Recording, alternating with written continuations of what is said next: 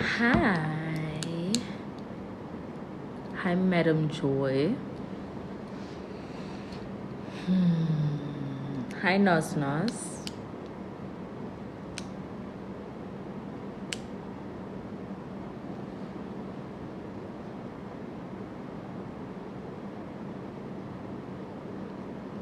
We're just waiting for more people to hop on. And then we'll get to start with the session. Nah. We're just waiting for more people. And then siyaqala ke ngoku.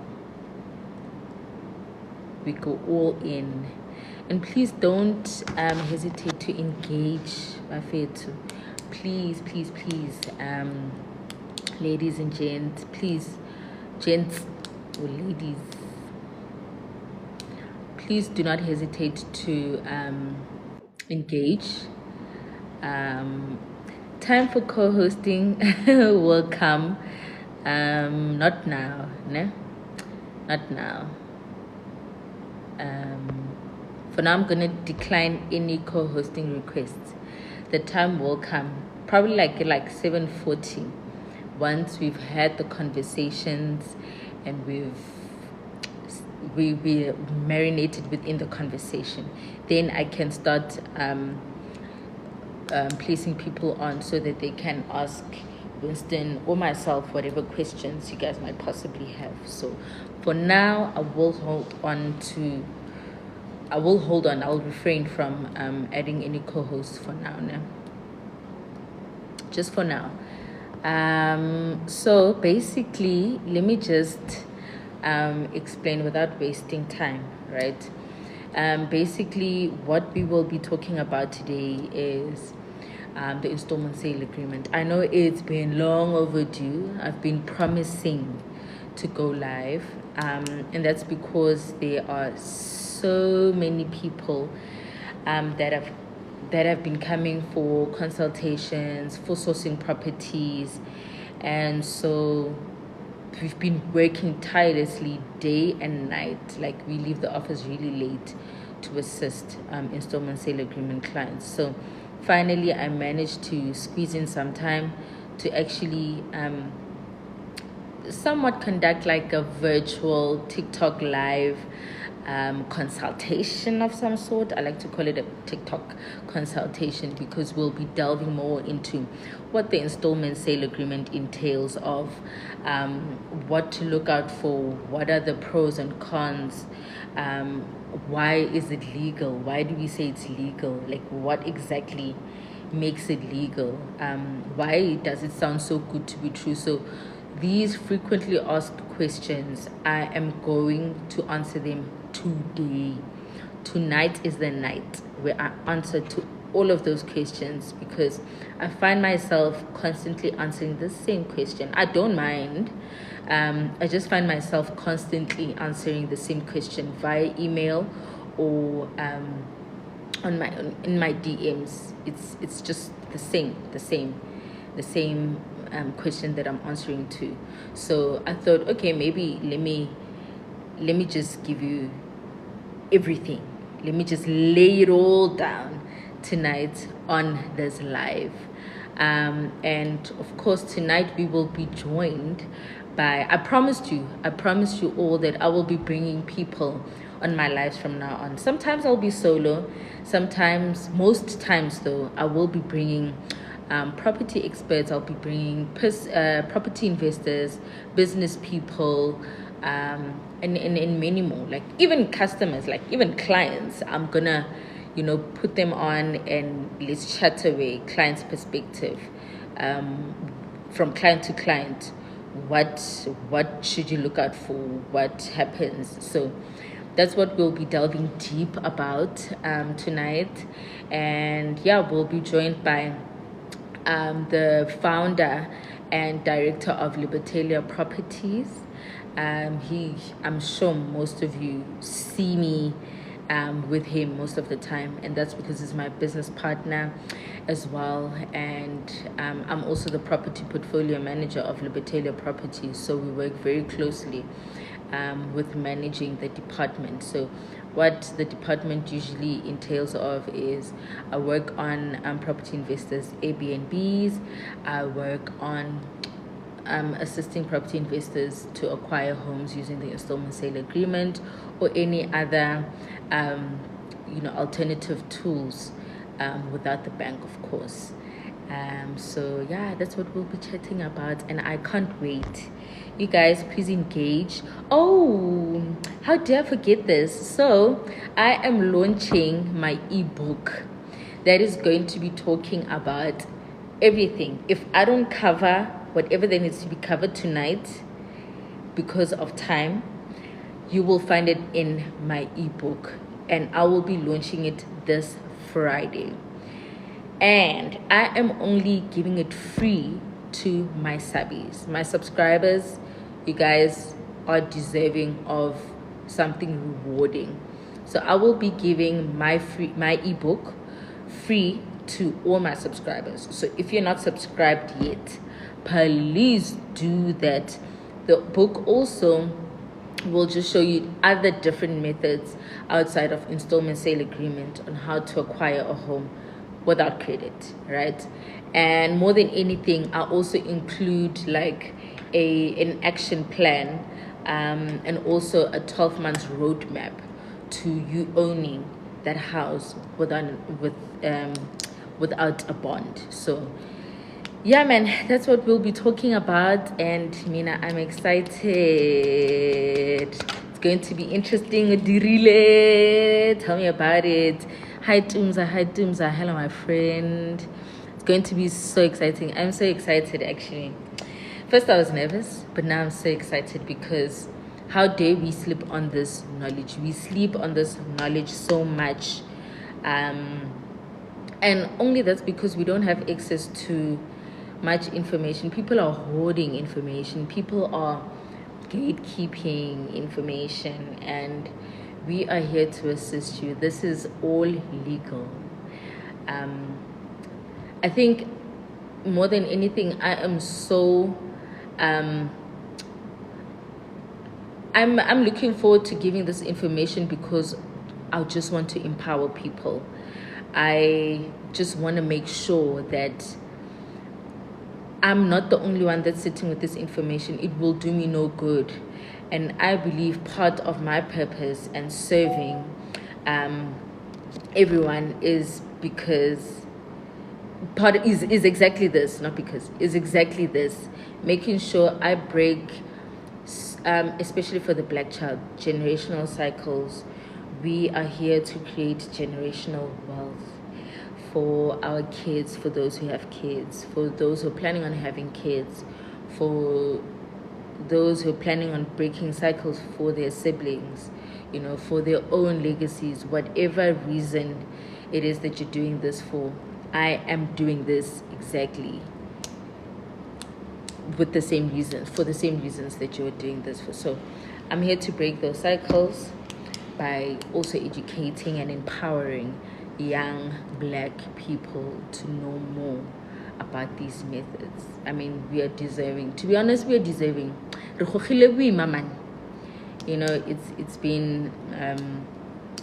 been hard for our people, and it's time. It's time. And so while we wait on Mhlonishwa, please do not hesitate to drop what exactly it is that you're looking forward to knowing about, what questions you've been having since you saw my content, what questions you would like Mhlonishwa to answer in the process. I will note them down, and I'll also ask him accordingly. So yeah, man, I'm excited. Hey, don't forget to subscribe. Ebook is waiting with the 12 months road map. Literally, I show you how to source your own property.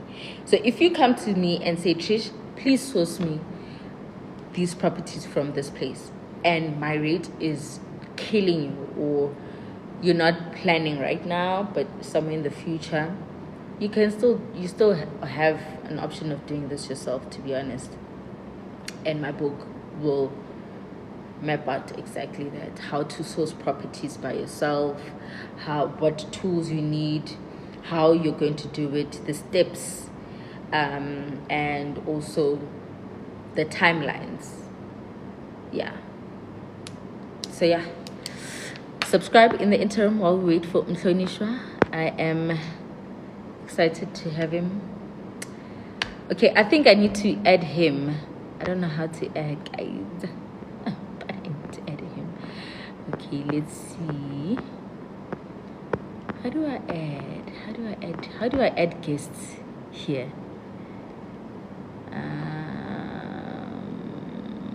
Okay. Confirm. How do I add guests? Tina Mara, we just do these lives. This is impossible.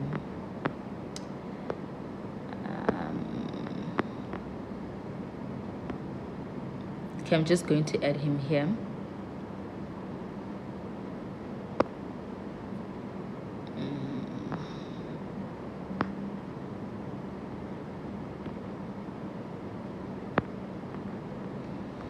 Okay, he's going to be joining just now. Ooh, please hold on for me. Okay, co-host.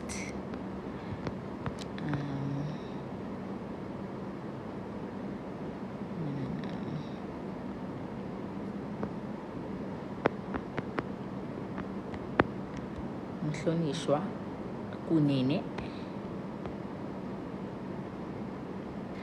Okay, guys, he's on. He's just struggling a little bit. He's just struggling a little bit, but he's gonna go on now, and then I'm gonna add him. But in the interim, please subscribe. Also, drop your questions, questions that you might want Mhlonishwa to actually answer.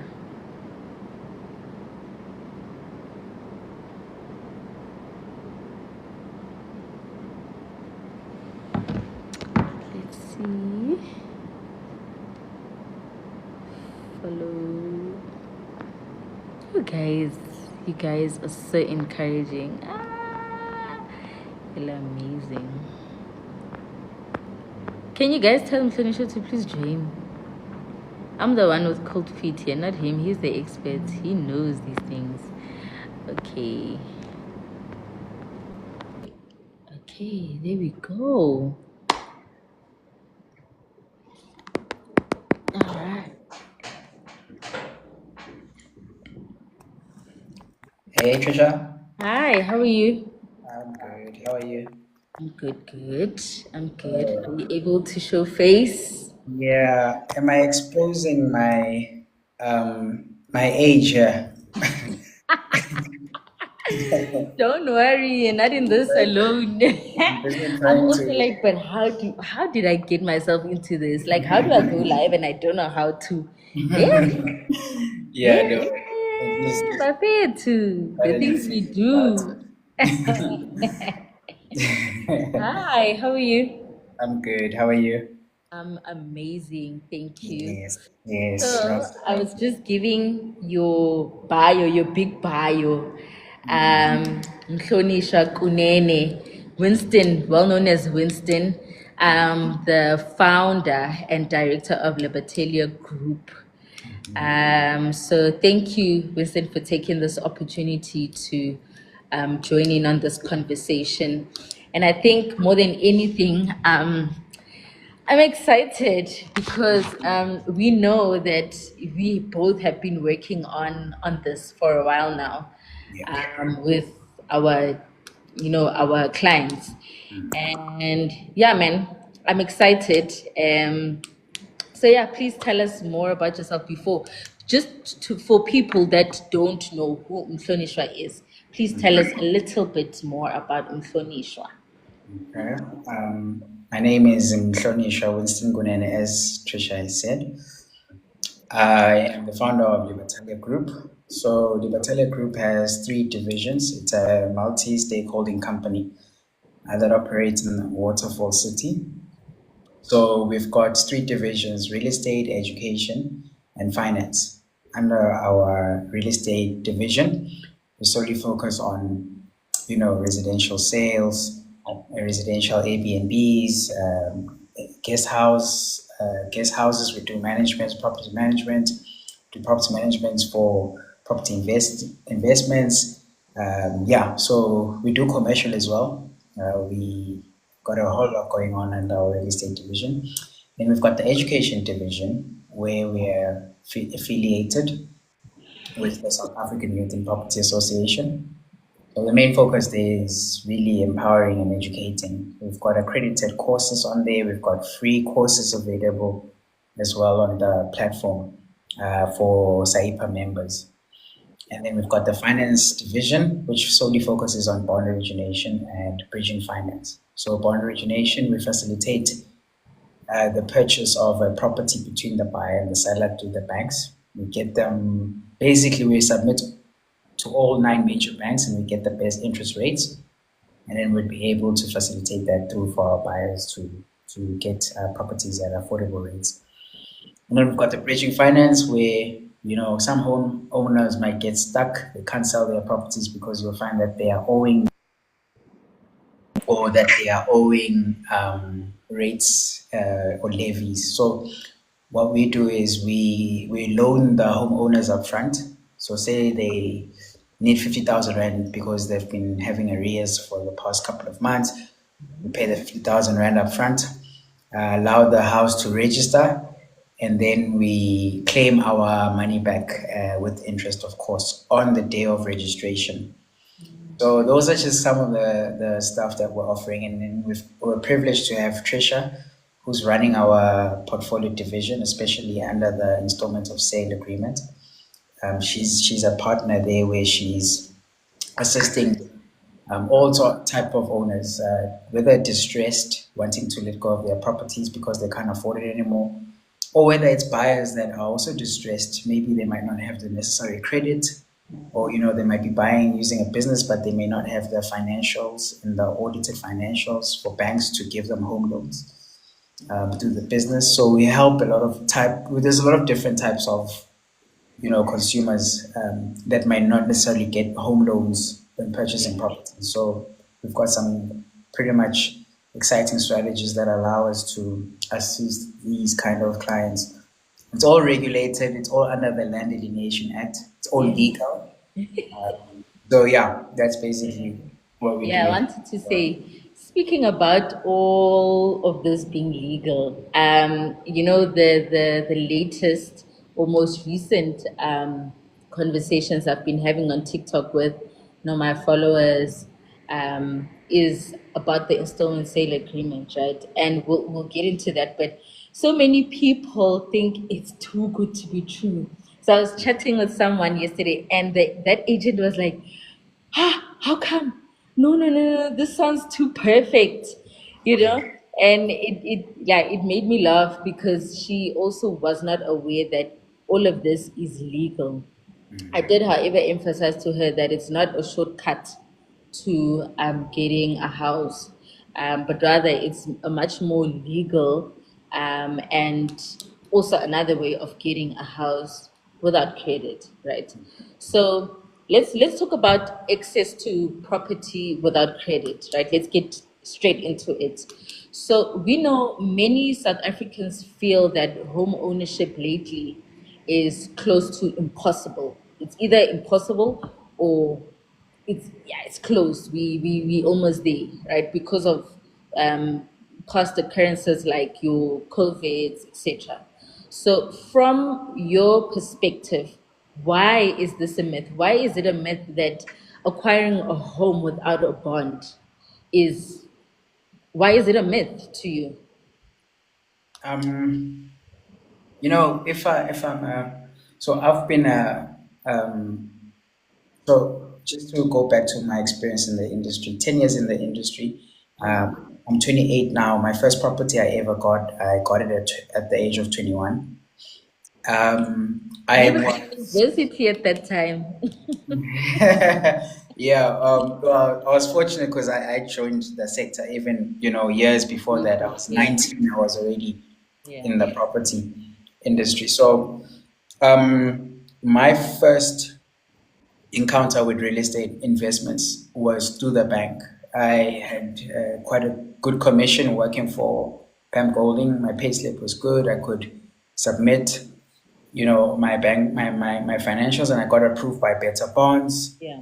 It's just a normal traditional route, whether you're a business owner or even whether you're salaried. Submitted the necessary documents, and I got approved for a home loan, and then boom, I got my first home loan. Yeah. I think every other person, every other day, when they think of buying a house or when they think of acquiring real estate investments, the first thought is I need to apply, especially if I don't have the means, like if I don't have just upfront cash. A Yeah. house, let's say I'm looking for a house valued at R1 million and I don't have 1 million rand. Of course, it's easier to look at my affordability and how I can leverage that, Yeah. how to leverage my income for the bank to give me that home loan, right? And I think this is everywhere. It's on media, it's on television, it's on newspapers. Banks are constantly marketing themselves. And hence it's very normal for one person to think the only way I could get a house is through a bank, or it's just buying it cash up front. So I think because of television and looking at all of these other things that we're exposed to on a daily basis, it does sort of, I don't want to say blind us as consumers, but as consumers, we behavioral, we buy according to how our previous generations used to Yeah. purchase. We learn from how whatever our previous generation understood is what we've picked up from them, and we just continue the race and we go, and that's how our legacies are even built. I think it's just a small percentage of people that have access to that type of information where Yeah. I don't want to say it's only book readers, but it's usually legal practitioners, it's Yeah. usually property investors, who've burnt themselves quite a number of times. I myself have burnt myself, with my first property that I ever got. Yeah. We can go on and on about that, but I think today's topic is obviously in relation to acquiring properties without using the bank. So, yeah, just to answer your question comprehensively, you know, it's under the regulation, it's under the Land Alienation Act, it's under the government gazette, Yeah. which I think most people don't even read. At all. They just go straight into it. Yeah, it covers everything. It covers from a legal point of view to a regulation point of view to a title deed point of view to a buyer and seller point of view, even to a property practitioner point of view. Everything is literally covered on that under that gazette. And government gazettes are free. You don't have to pay for them, right? Yeah. Literally.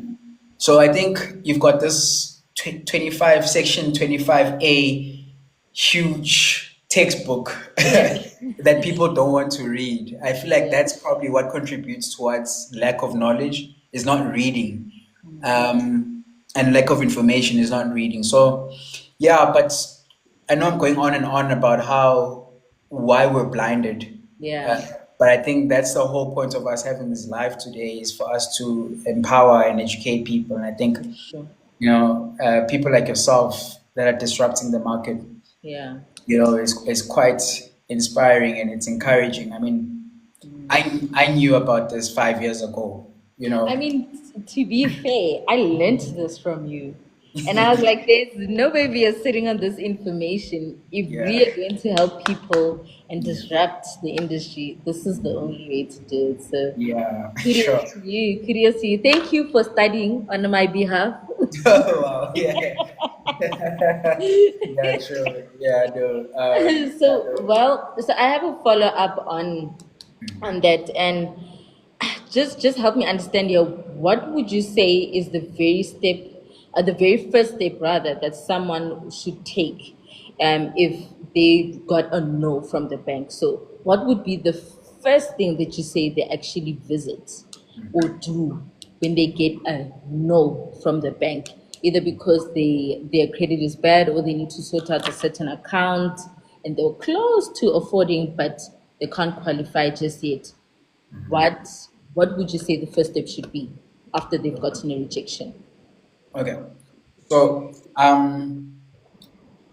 credit is so important, right? Yeah. Having a good credit is so important.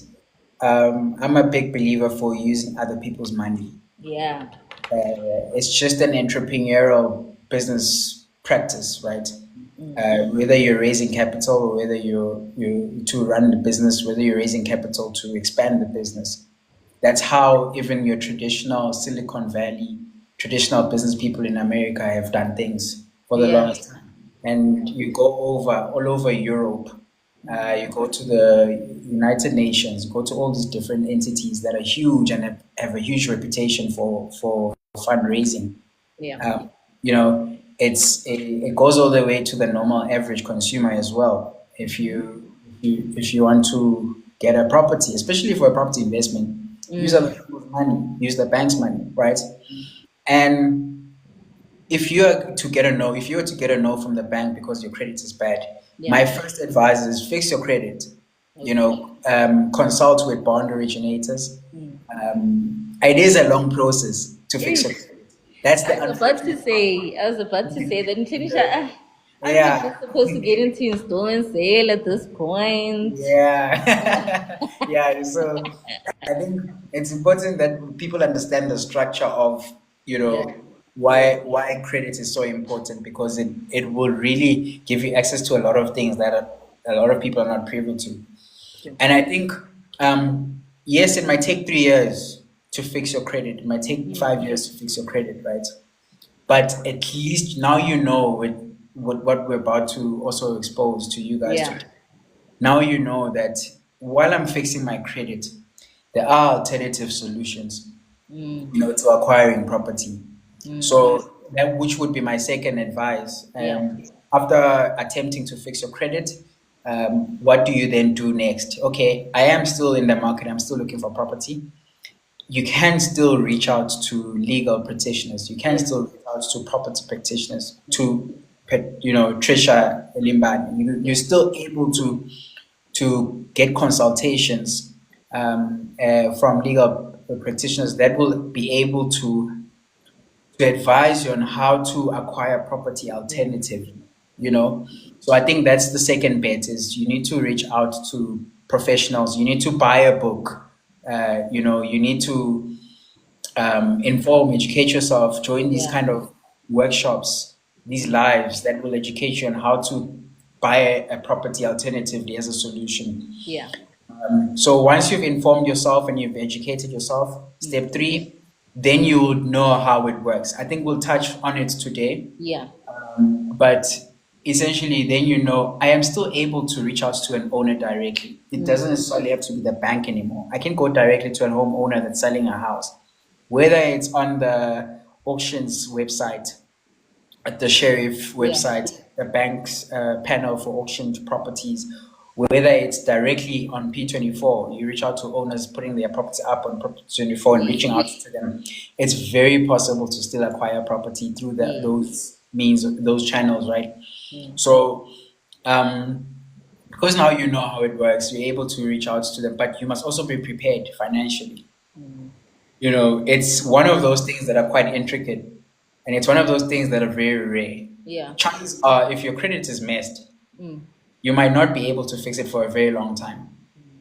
Chances are, you might be renting all your life because you're now limited to just, my credit is bad, I'll never be able to own a home one day. So, you've accepted defeat, but that's actually not the case. With an installment of sale agreement, you're able to penetrate yourself you can actually, I don't want to call it a cheat code, right? I don't want to call it a cheat code or breaking the system. But you People don't think it's have, a cheat code. people think it's a cheat That's when we code, get but it wrong. Yes. exactly, all you need to do is, because it's basically three things. It's three things that the law covers. Yeah. Land Alienation Act, right? Yeah.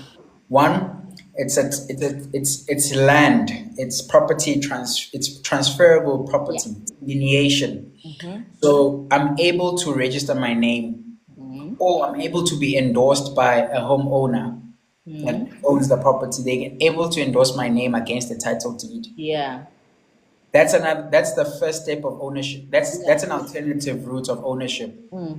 As how do I get, that's the question. How do Yeah. we should Yeah. ask ourselves, how do I register my name against a title deed without going to the bank to ask for a home loan? Mm. What the Land Delineation Act. Mm. So now you've got your first question you've asked yourself. You know it's possible. Yeah. The second question you should be asking yourself is, how do I convince someone to endorse my name against the title deed? Exactly.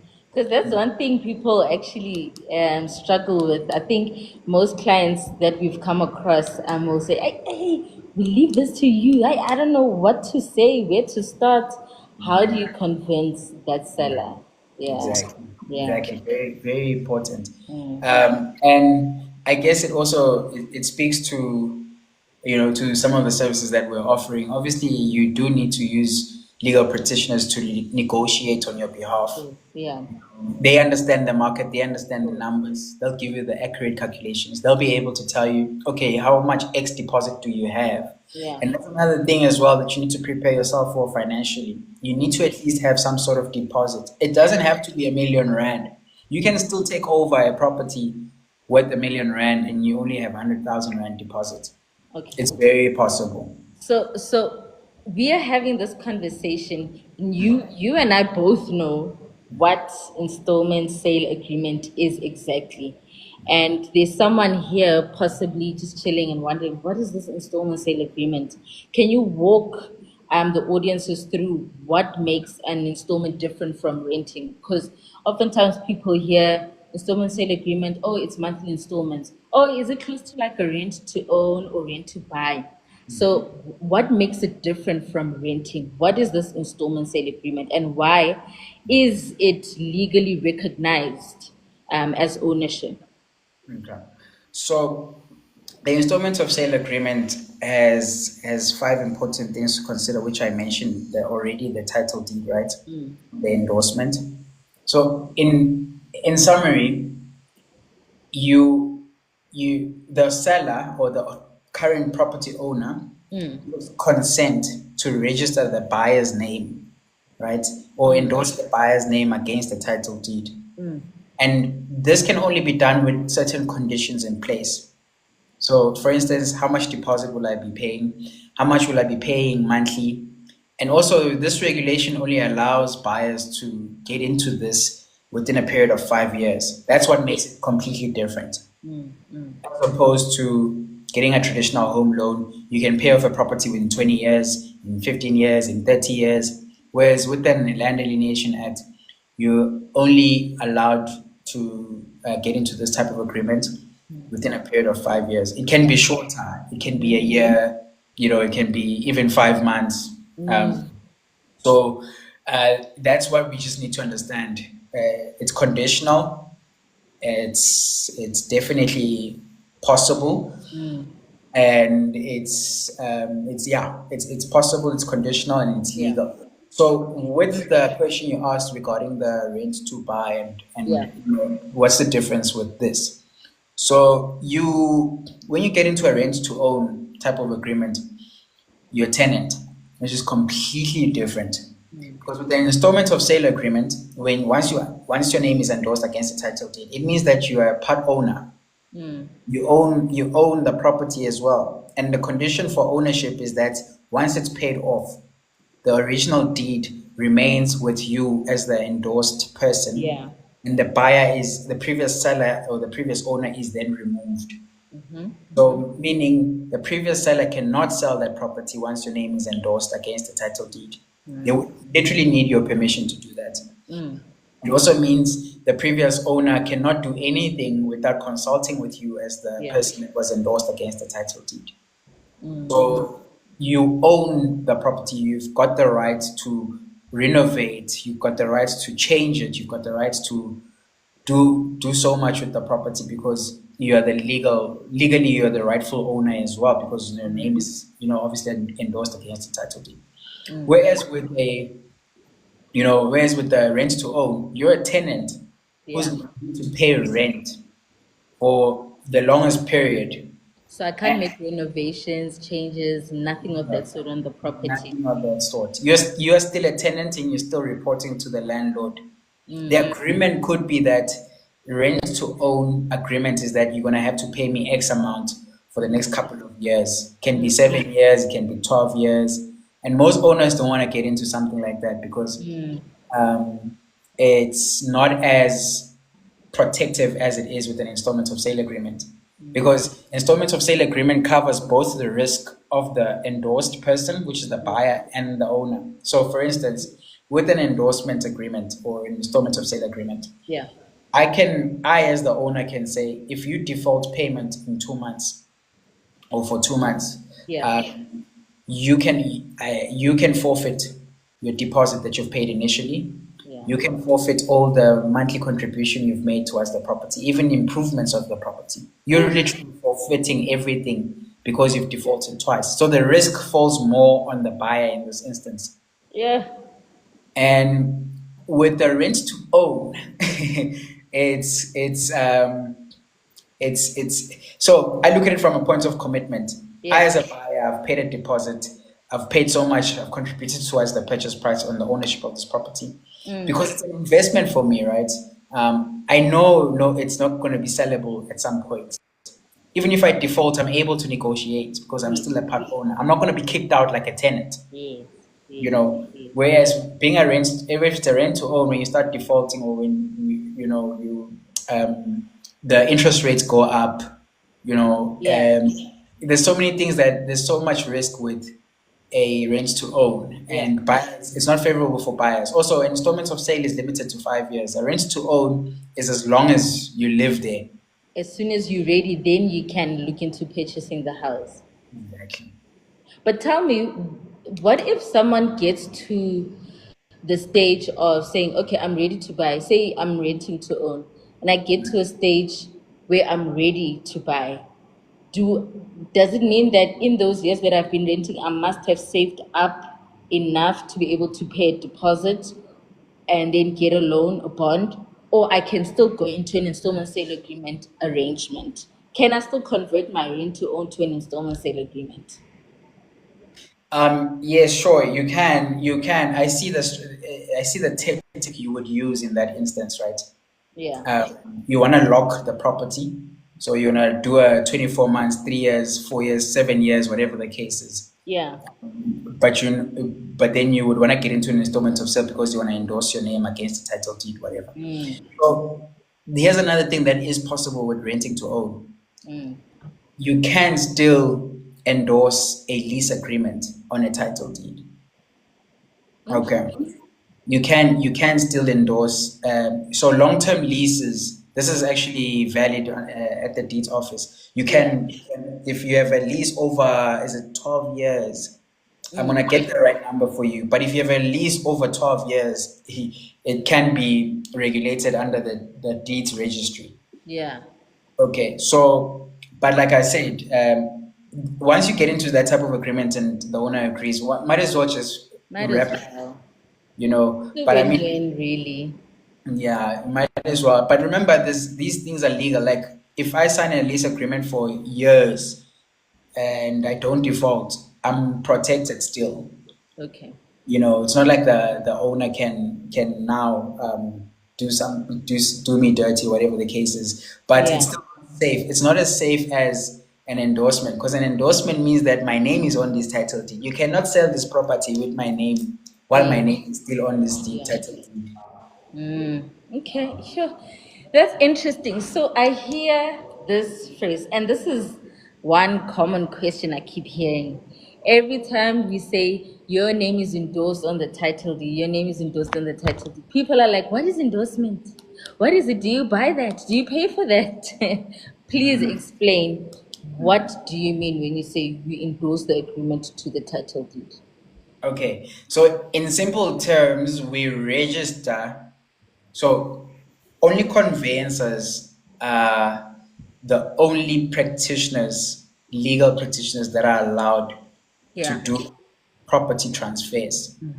Only they are allowed to do property transactions through the title deed. I mean, through the deeds office. Yeah. So when we talk about an endorsement, we're basically talking about a registration. Okay. A registration permitted by the current owner. So the current owner would permit the conveyancer to register the buyer's name against the title deed. So when you get a copy of the title deed after a registration is done under the installment of sale agreement, you will get a copy. And on the copy, it will even show you the first seller, which is the previous owner, and then it will show you as number two, the buyer.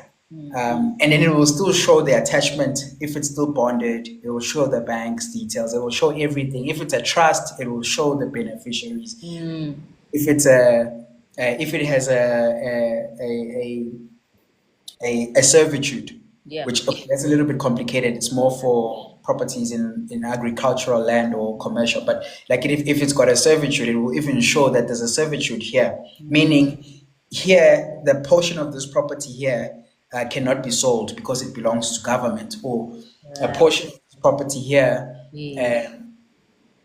cannot be sold even after the property, the remaining property is sold. Later on, this one specifically, there's there's different types of servitudes that you can have. It can even show on the copy of the title deed. So it's still a normal title deed. It's still a normal residential property that you would still get as a copy of a title deed, even if you were to buy through the banks. Yeah. Okay. So endorsement, to answer you, is basically a registration for the buyer that's taking over the responsibility of the property. I must just add another point. Once remember, it's conditional. Remember I said in the beginning of this live that your first question you need to ask yourself is this thing even possible? Yes. Now you've got answers. It's possible. It's regulated. It's under the Land Alienation Act. The second question you need to ask yourself is, how do I convince this owner to give me the title, to endorse my name against the title deed? So it's obviously going to be the conditions, such as financial conditions. Like once I'm the owner, or once my name is endorsed against the title deed, I will be fully responsible for the utilities, for the levies, for the bond repayment.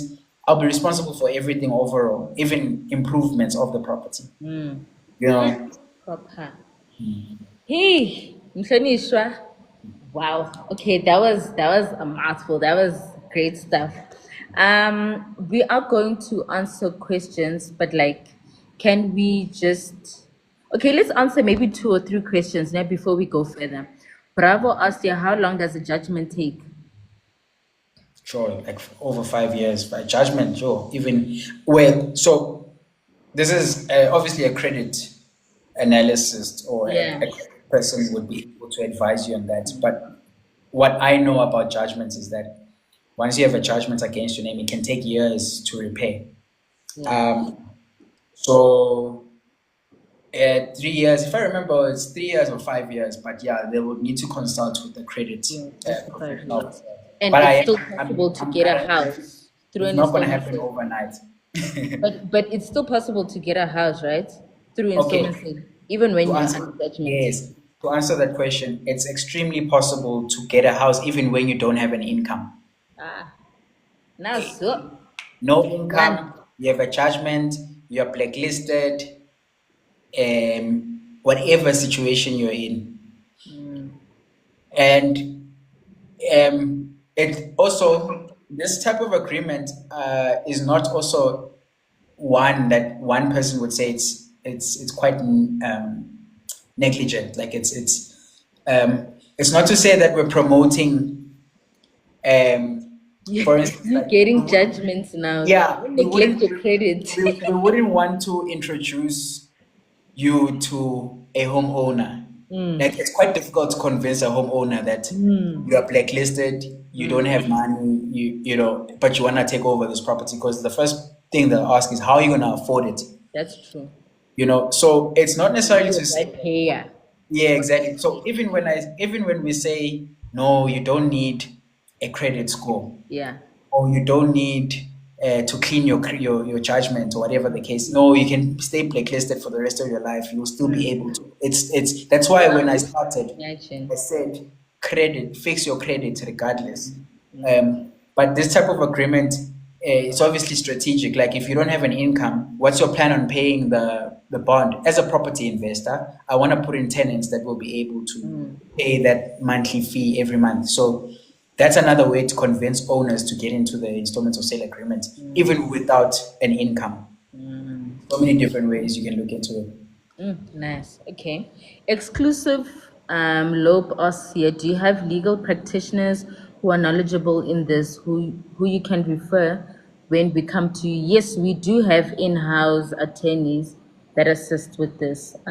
Should you have more questions and want to consult with them, we have our in-house attorneys. Alternatively, I mean, you can have conversations with other attorneys outside of Libertalia to consult with. And then let me get this question quickly. So if I buy property, if I buy property for 2 million, how much will I have to pay over 5 years? Please tell our gentle person over here how they should go about that. Geez, you want to test my math?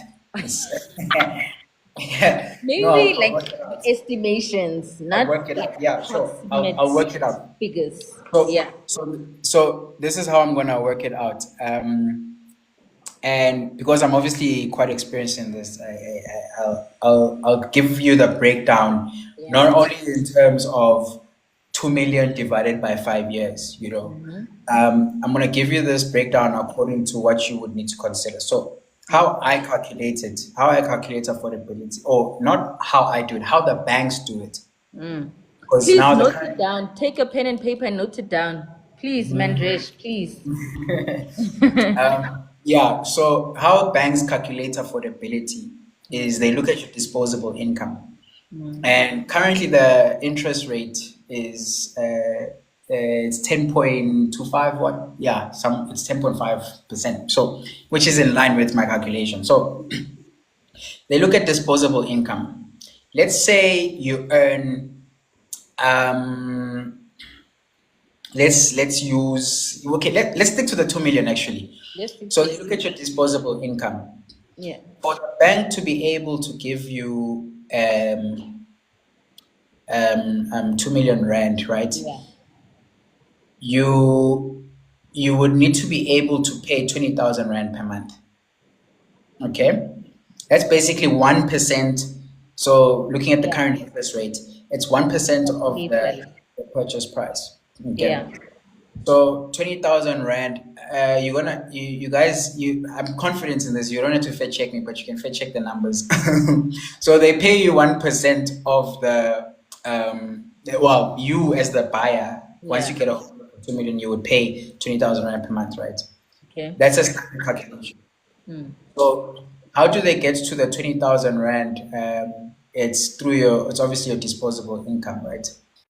Okay. And with an Now, installment sale, how would you yes, so that's calculate that? what that's what I'm getting to. Yeah. So you understand that most of these type of agreements that you get into probably are bonded. So Okay. it's not, if you're looking at the percentage of properties that are paid off in this country, it's very little. Most properties are still bonded by the banks. That's why the banks own most of the land in the country. Okay, it's through the mortgages, it's through the bonds. So when you get into an installment agreement and you're taking over the property, you're not working it out as, so 2 million rand is the purchase price. Then you don't say 2 million rand divided by 60 months. Then it means that I must pay X amount until I get to the 2 million rand. Yeah. That's not how you do it, because you can't do it. So you can't be paying what 50,000 rand per month or whatever the case is for the next 5 years, because that's not how they work it out. You might take over a house that's valued at 2 million rand, and the bond repayment current prime rate, you're paying 20,000 plus minus 20,000 rand. Right. Then you still need to consider is it in a body corporate, or is it just a standalone house and it's a full title house? Because if it's in a body corporate, you'd be paying the levies. And levies for houses are ranging for 2 million rand. Chances are you're going to pay between 1.5 to 2,000 rand per month. And also, In levies in a sectional title.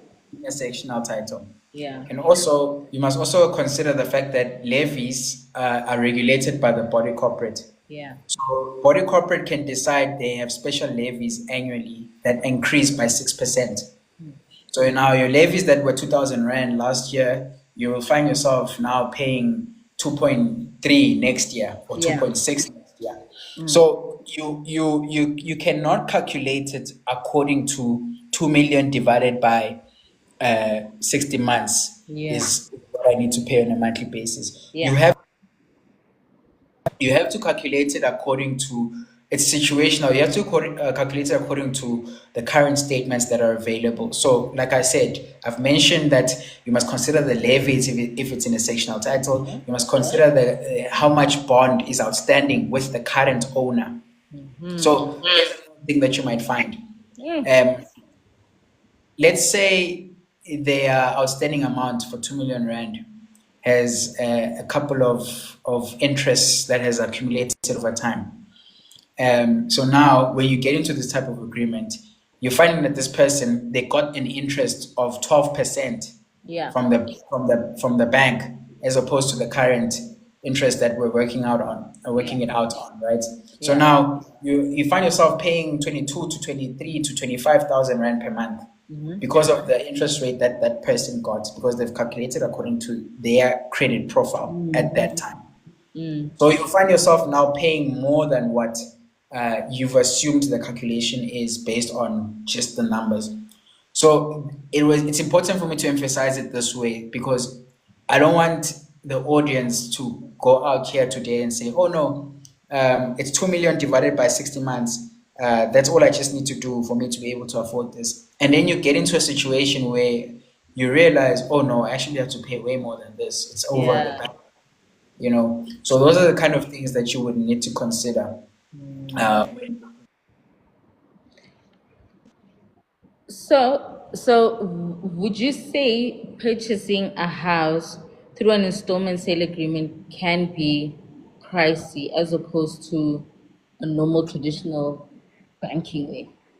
yes, very, very, very much so. And um, for when we talk about the deposit and the leverage, it's also very important to save up because Yeah. your deposit will beat a lot of um, limitations to this type of agreement. For instance, if I have 100,000 or 200,000 or 300,000 deposit, I'm able to negotiate the purchase price as opposed to how much I just need to pay to take over. I'm able to even reduce the interest upfront with the large deposit. Yeah. Then at least my focus would be the principal remaining. I'm able to. I mean, unfortunately, it's within 5 years that you have to pay the property off. So Yeah. you can't skip that, but you can be strategic as well. So, for example, I can still go to an owner and say, for the next 3 years, I'm gonna pay whatever the statement is showing on your bond statement. I'm gonna pay whatever your utilities are. I'm gonna pay whatever your levies are. If that amount equates to 20,000 Rand in total, you can say to them for the next 3 years, I'm going to pay 20,000 every month. Consistent. No, not increasing, not decreasing, just paying 20,000 Rand fixed for 3 years. Then the last 2 years remaining, I'm going to pay a large deposit. Right. There's ways you can negotiate and go around Yeah. how you can get into that type of agreement. So that's the nice thing. It's quite flexible. It's not necessarily, in fact, you can even go as far as getting a seller Oh bond. my God. So what I mean by that is Yeah. you can pay Oh my you can get the seller to finance seller financing. Okay, let me not get too much into that because that's a separate conversation. But you can go to the seller and you can say to the seller or the owner, I'll share the bond with you. I'll pay half, you pay the other half for the first 2 years. So I pay 10,000, you pay 10,000 for the first 2 years. Yeah. And the agreement around this is on the third year, I'm going to pay you your profit. Yeah. I'm going to pay your profits and then continue taking over. There's so many ways you can play around installments of sale, guys. The banks get the installment of sale agreement on their desk, and they literally give consent based on the agreement that the seller and the buyer had. As long as the banks get their money, this process is literally feasible and easier to. Okay, now I hear you. So, with this kind of arrangement or other method of purchasing a house, where do most people go wrong when they sign an installment sale agreement? What are the clauses that both the seller and buyer should look at when they get into this agreement? Well, Um, from your experience. yeah, there's a lot. There's a lot. Yeah, I'm glad you're asking that, because it's important for people to also understand the implications around Yeah. what can happen. So we've experienced two properties where the buyer didn't. So they committed for 4 years. They had an investment strategy. Yeah. So they committed for 4 years. I'm They trying had to. someone paying. I'm so sorry. I'm trying to minimize as much people going on. There will be time for that. I'm getting a Okay, little bit distracted. Yeah, yeah, no yeah. Okay. worries. Yeah. So what I was saying was, yeah. So we've had a situation where an investor got into an installment of sale agreement for 4 years. And then on the fourth year, his tenant had issues. Yeah. Long paying tenant had issues 4 years later, and then they stopped paying the bond. And this person had an investment strategy, obviously, when they took over this property to the installment of sale. And it got to a point where now the previous owner had the banks knocking on his door saying, "You've stopped paying the bond." Uh, and yeah, so do something about it. So unfortunately, the responsibility lies back to the previous owner when such a situation like that occurs. Right? It's not like the bank goes and to the second owner of the property, or or the endorsed name on the Yeah. title. They still go to the The original. owner to And the original. exactly. So, And the risk. yeah. Yeah. Oh, and the risk with that is then you can burn the seller's credit, because then the banks will start, if they had a good credit score, you can start hindering them from progressing, because now you as the person has stopped paying for the property. So, It how can does get then messy. the seller make sure that does not happen when they get into this agreement? What precautions It- can they take? Yeah, yeah, because it gets very messy. Okay. So the agreement needs to be, obviously the attorneys would assist with this, but the agreement needs to stipulate that Mm, if you default in 2 months, mm, you forfeit everything, mm. and the seller needs to be aware that, you know what, 5 years down the line, if these guys start defaulting, I must be prepared, you know, to then obviously go back and take over. But the advantage though for the seller is that I would have raised a lot of equity on the property for the past 5 years.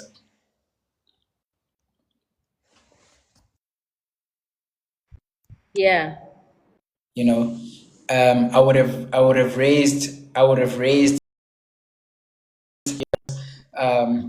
In fact, they would have forfeited. Oh, you're still there? Is it my phone, or I'm thinking maybe it's me? Yeah, so they would have forfeited. They would have. There's so many.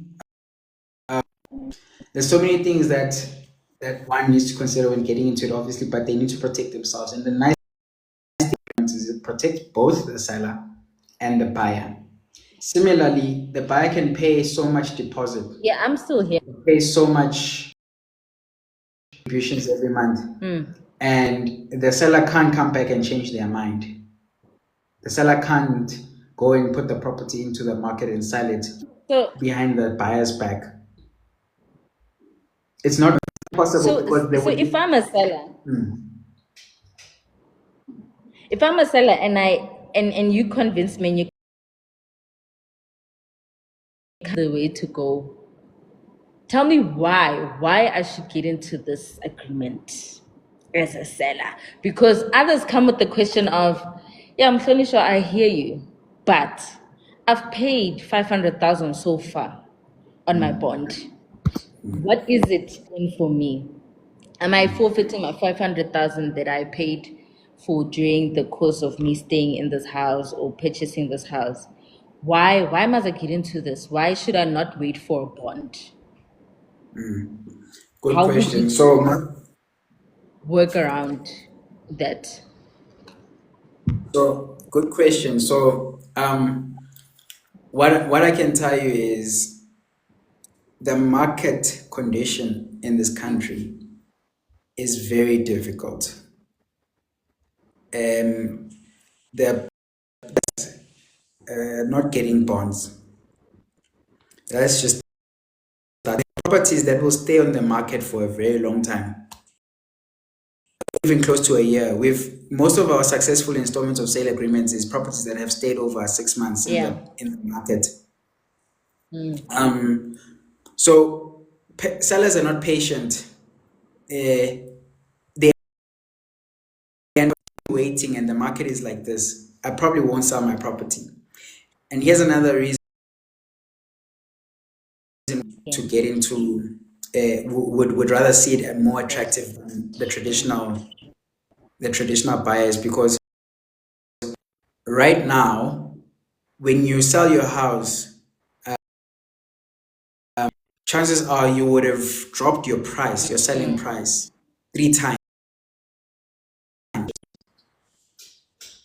So a lot of the owners have their property for a long time. They are compromising their equity, they are compromising their purchase prices. They are realizing people. If you get into an installment of sale agreement, you can get a full purchase price plus profit. You can your property can be on the market for R1 million in the market, and someone can come and put in an offer to purchase and put it at 950,000. Chances are you might make a loss. Chances are you might even need to pay that bank that 950,000 plus the commission for the agent that sold the house. So chances are you walk away with nothing. Versus getting to an installment of sale agreement, it sounds like, yo, do I have to wait for 3 years or 4 years? You can still bargain from that, because you can get the purchaser to pay you your profit over time and still handle the bond and still handle the utilities, because remember, it's conditional. You can say to the owner, I want 100,000 and walk out. I want 100,000 that comes directly to my pocket. And then I will give you the bond, I will give you the utilities, I'll give you everything else. It's negotiable, like you can negotiate it like that. And it's favorable for owners to get into those type of agreements if they at least want to walk away with something. So yeah. Yeah, no, there is indeed different ways of going about the installment sale. And today I'm a learner, ne? I don't work with this. So I am coming from the audience's point of view, POV. So before we get into how we source the deals, let's quickly just take maybe 3 questions quickly, and then we'll get into how we do how the whole process goes. So Tando Mbata here asks, am I the one approaching the seller? What would you answer in same Mhlonishwa? No, you would have to use us for that, and many other professionals that have done this for the longest time. Because when you approach the sellers, there's quite a lot of questions that they might have. There's quite a lot of legal implications that one needs to explain to them. So let me answer this 2 ways. You're permitted to reach out to the seller directly. And we've seen it as well at our office. A lot of people come and say, I've already found a seller who's interested. I am a buyer. I just need you guys to facilitate this legally. we do get people that come through to us. So, which tells me there are people that go out there and approach these kind of sellers and they get the yeses, and and you can do that yourself. I think it's just important to still consult with a professional when doing that. And I think overall market, we are property practitioners, we do this on a day-to-day basis. It's easier for you to pay a property practitioner, a property professional that specifically deals with installment of sale agreements. I'm not talking about property practitioners that are selling houses and getting commission. Those are two completely different Totally different things. Yeah. things. So you need to find an expert that specifically focuses on installments of sale agreements, because they know which how to identify the houses for you. They know how to identify pre-approved properties. They know how to identify pre-approved sellers. They know how to identify properties that have problems. So yeah, you just need to consider some of those. Um, Things. yeah, that's the answer. So, Mandrish asks again, I may have missed this part. Do I stay in the house during the 5-year period of, or the seller stays there? Um, no, so when you get into the installment of sale agreement, the it's the registration process is literally 3 months. Yeah. Within 3 months, I register. Even when the period is 5 years, Yeah. and I'm able to take occupation on the third month of getting into this agreement. Am I able to occupy before the 3rd month? Yes, you can. So that's a very interesting one. If you occupy before the third month, you would then be coming in as an occupant.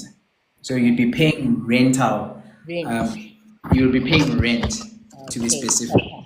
Nicely answered. Okay. So, Tando Mbata asks again, what if I don't have a deposit? Will that be a problem? Not necessarily. If you don't have, you definitely need us to bring Sound. sellers Yeah. to get into this type of agreement without a deposit, because Yeah. um, also, just to advise you on that, even if you don't get a deposit, right, you will probably pay way more. So if your budget is 10,000, it might be 30,000 per month because you Yeah. haven't even deposit. Yeah. So strategy can work provided you have the means to obviously pay that large monthly contribution towards the Yeah. property. Okay. I think for now, I'm going to take this last one. Exclusive Loop is asking, when buying from the bank, you have years to pay the bond. Do you have this much timeline with this? Okay, I think he answered. So it's 5 years. However, you're able to extend depending on the seller. Am I correct? Yes, you've got yes. So that's an interesting one. It's not going against the law. It's it's Are you giving us another cheat sheet? yeah, another cheat code for that. But it's this one is risky and sellers would not agree to it. I think it's more for if I'm donating a property to my children, or Oh, I trust my uncle. My uncle trusts me. They'll give me a property. You know, the type of arrangement. I don't think it works just for the market or for the public. But what I want to say is, as much as the regulation says under 5 years it needs to be paid off, you can extend it to 12 years, to 15 years, right. but there's a huge risk for the seller. So it's like I say, it's easier. 5 year period comes, it expires. You just sign another agreement and you continue from Yeah. where you. But you can get screwed over. The seller might say in 5 years, I don't think I want to renew anymore. Yeah.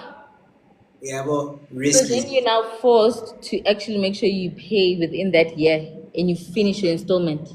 Finish it. It's risky. And hence I'm saying, Otherwise, unless you what can, then happens when that happens? Like how do I then go against the seller?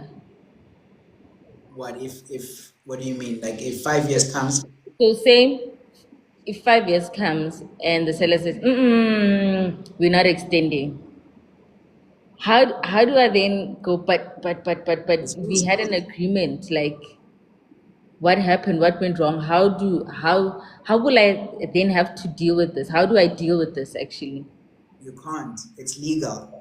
So it's documented. So if it's 5 years, it has to be 5 years. Even though on the side, I said to you, yeah, I'll think about it. Maybe in 5 years' time, I can extend. I can change my mind in 5 years. Imagine. So you can't even go to court and say he promised me verbally that in 5 years he's going to increase. It doesn't work like that. Ha ha ha. You would be. That's why I'm saying if I have an uncle or a mother or a father that I trust that in 5 years time I just ask them to sign again, the chances 90% of the chances are they'll sign again. They're not going to screw you over. But if it's someone I met 5 years ago when I was interested in this thing, and then 5 years later I come back into their life and I say, can I extend? They might come back and say, hey, actually, this guy has paid a lot for me for the past 5 years. He's reduced the home loan by far. Mm, mm. Guys, He couldn't fulfill the agreement. I think I should screw him over. yeah, no. I think, yeah, no, this is my advice to everyone watching or that's tuned in. Guys, tlogelang website AI type of consultation. Consult a property practitioner, because these are not things that you actually find on the internet. Such information on these kind of implications, we only know like surface level, the bare minimum, common risks, common implications, but these kind of in-depth things we never know about until we speak to your property practitioners, like your legal consultants and property consultants. And also, on that note, I actually have an ebook that I'm launching Friday, and it will be speaking about that, the importance of actually consulting and why it helps. It's very important to go consult with your mhlonishas. So getting into the sourcing part of things, right? So I we both know that we source properties on a daily for clients that are fit for the installment sale, or that come and say, look, after consultation, please start sourcing, right? From your experience, what are the signs that a property is a good fit for this type of structure? Um, so How do you know this is not a high risk house? um, I don't think it's the house itself. I don't think it's the immovable property itself. Okay. Like, you can buy what do you look for? Buy a nice looking house or whatever. Think your sound, I can't hear much. Oh, This is so back on. so. Is It's the a sound little bit low, still low? slightly better. Better. Yeah. Okay. So I was saying, I Yeah. don't think it's necessarily the immovable property itself. Okay. Like it can be an ugly house or a nice house. It's more on the seller's situation.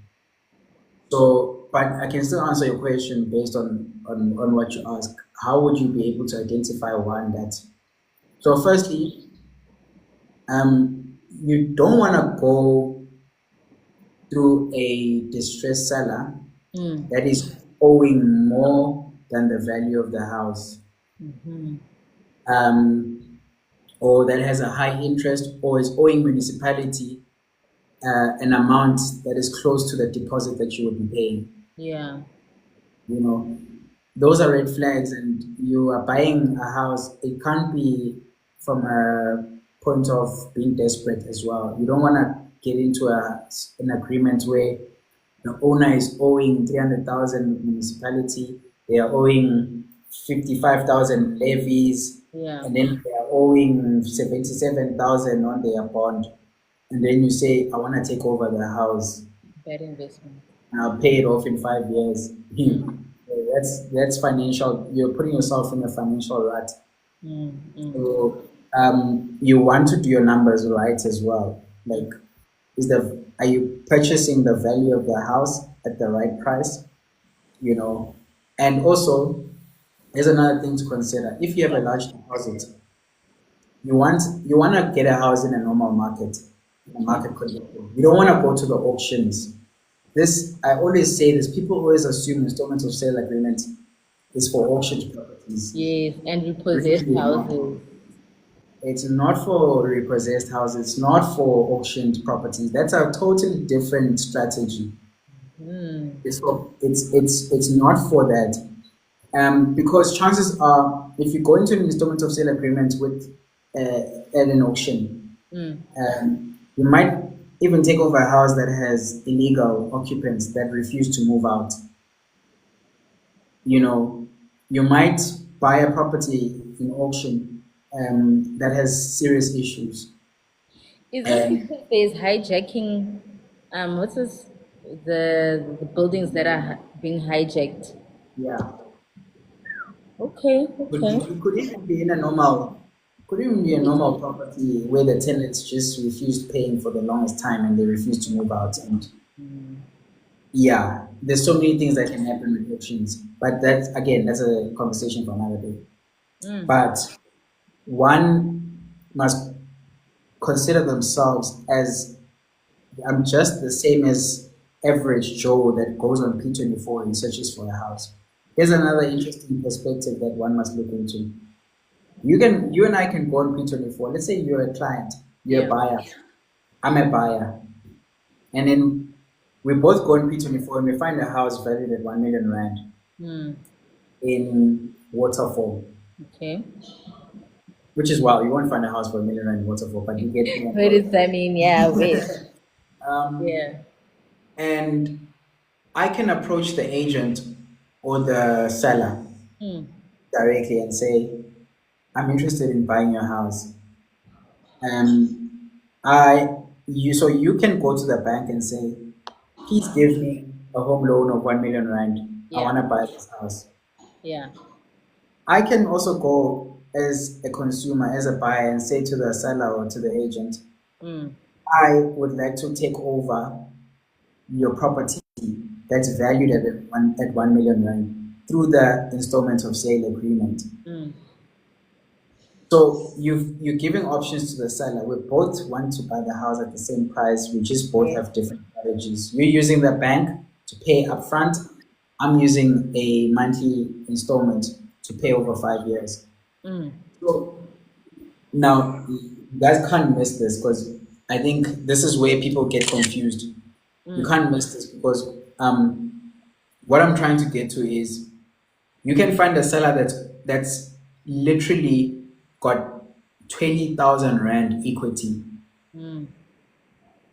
And when I say equity, I mean if you buy the house through the bank with that 1 million rand, they will only walk away with 20,000 rand because the 980,000 rand goes straight to the bank Ah, Jesus.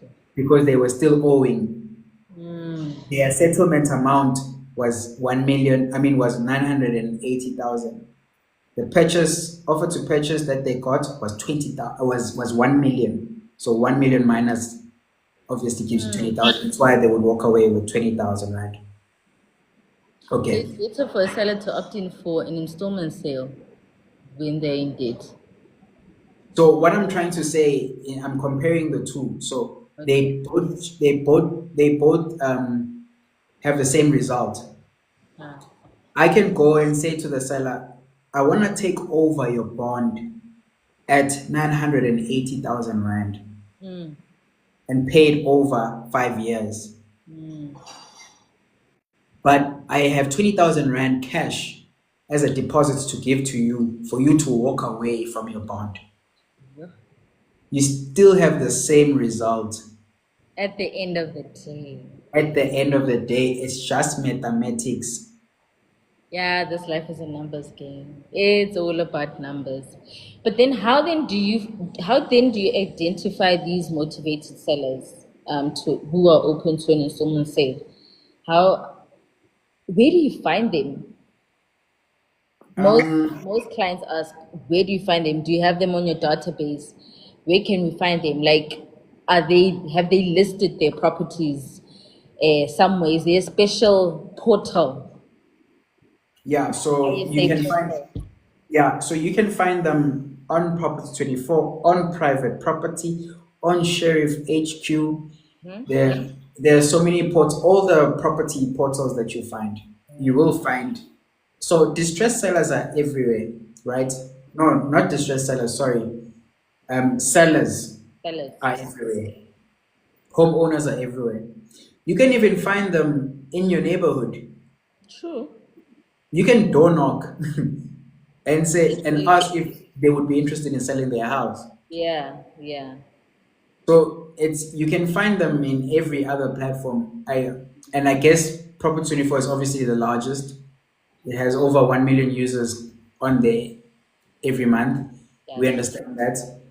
Um, so you can even find them on AdProp. A friend of mine, Witness Mdaga, he's getting a lot of people listing properties on Yeah, his new technology company. It's called AdProp. yeah, There's so many owners there that are listing. yeah, That's an access. That's an access to a platform.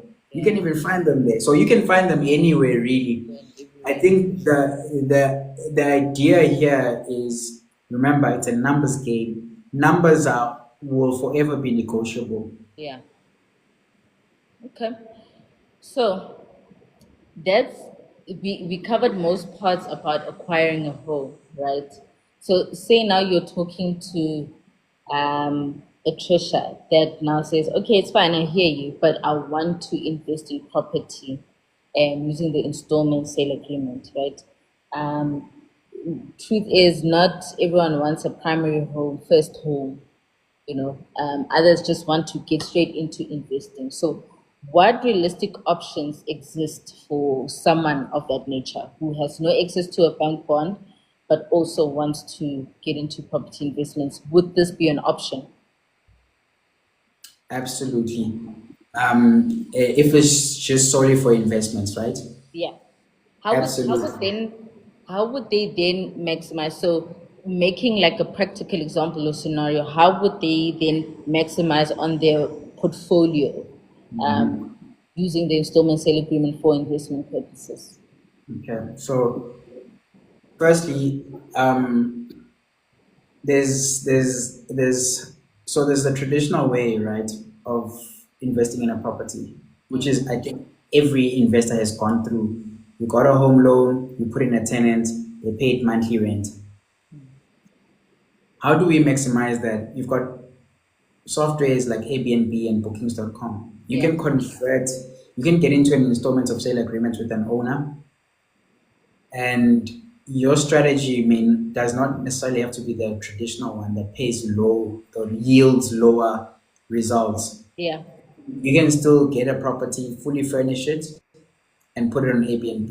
You can put it on Bookings.com, and you can treat it as a short-term rental strategy, which pays more. I mean, you if you charge daily and you're always fully booked, you yeah, might even hit close to 30,000 rand per month, and which allows you to pay off that property quicker through the installments of sale because you've got 5 years to pay it. You might even pay it off in 3 years if every year you constantly performing on your Airbnb and bookings.com, yeah, portal. So one would need to consider that as an investment, a form of investment when getting into the installments of sale agreement. The other one would be just corporate rentals. Same strategy, same model, fully furnish the apartment and then just market it to corporates. Market it even on P24. There are constantly companies looking for properties on P24. You can put it on there, you maximize your profits. So what do I mean by that? If your agreement for the installment of sale yeah, with the owner, bank, utilities, you name it, is X amount, let's say 10,000 Rand per month, You can still fully furnish the house, get a corporate client to stay there for 12 months, paying you 15,000 rand per month. So it means you would be making 5,000 rand profit every month. You Okay. know, so that's another way you can look at getting into an installment of sale agreement as an investment opportunity. As an You can investment. even use it for land. Mm. You can Yeah, have I get that question a lot on my comment section. What about land? I've got land. And mm, how do I mitigate around that through an you can installment? even get into an installment of sale agreement for land and lease it out to a farmer. Ha! That's a great idea. Is it the same strategy as so for example, am I able to get land using installment sale agreement and while I'm busy paying my monthly installments, can I get can I get someone to build, say someone says I want to build a shopping complex on your land. Can I actually go to those lengths while I'm still paying my installment sale? Correct. Yeah, You I'm can building subdivide. tomorrow. You can do everything. I am building a mall tomorrow, please. So say, let me just use someone here. Say Melissa says, Winston, I have 50,000 rand that I've saved to start investing. I don't know what to do. Should I go get a bond? Should I not get a bond? Where where would you put it in property today in this day and time? Um, Judging from the information that you have, the education or knowledge rather that you have already of the different types of alternative methods of getting a house, where would you put that 50,000 rand Okay. For investment purposes, for investment I purposes? would put it on ABN. I would put it on arbitraging. Okay. That's the easiest way to build wealth Okay. for even for consumers in this country, even for the general public. That's the easiest way to build wealth. You can retire through the strategy very quickly. Mm, So for those that don't know what arbitraging is, you can go. Um, I'm supportive for home ownership more than arbitraging. I okay. think if we're talking about building wealth, Yeah. we're talking about ownership and assets, owning assets. Um, so arbitraging is not necessarily owning the asset. So arbitraging is a cash flow model that can fund your assets. Right. So how one must ask themselves, how do I increase this 50,000 rand that I have as an investment to Yes. be able to acquire land, acquire property, or get a large deposit to get into an installment of sale agreement to own the property? Mm, It's a long-term game, and okay. you start with arbitraging. So arbitraging is basically going to a landlord and saying to the landlord, I wanna own I wanna own your property one day. I wanna buy your property one day. But I wanna start off as a tenant. Yeah. I wanna lease. Once you've leased, you wanna arbitrage it. You wanna then put the idea of Airbnb where you're maximizing so much cash flow every month Mm, as a tenant. So what this means is, as a tenant, I'll pay the standard rental amount that I have in agreement with the landlord, but I keep my profits from using it as an Airbnb listing. okay. So what do you then do? You don't use the profits for pleasure. You stack it up. You stack it up and you stack it up. And once you've stacked it up, you're able to use that as a large deposit to then take on the property as an installment of sale agreement. So If you've been eyeing one, I believe. yeah. Okay. Okay. So I would encourage people to get in. That's the easiest. Easiest If one. people So think property. would you say it's also advisable that someone gets into an installment sale agreement, but at the end wants to flip?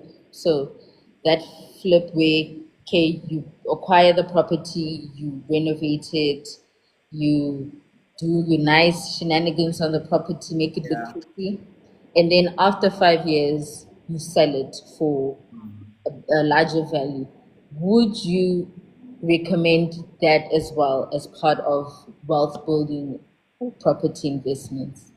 Yeah, I've done that myself. It works. Yeah, I've done that myself. So flipping strategies. In fact, it's a back to back deal. We call it back to back, but I can put in an okay. Let me try find the simplest way for people to go about this. But I can go to a homeowner now Mm, and sign an offer to purchase, okay. not through the installment of sale agreement. Okay. Will OT. I'll advise the installment of sale agreement after the strategy I'm about Okay. to now. Okay. So I can go to a homeowner and I can put in an offer to purchase. And on the offer to purchase, it's going to have a resolutive condition or a suspected condition that I need to raise the amount in 5 months' time. Hmm. Okay?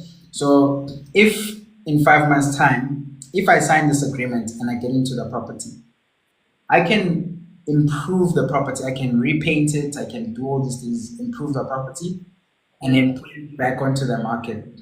And I can sell it myself. It's allowed, it's legal, it's called a back to back deal.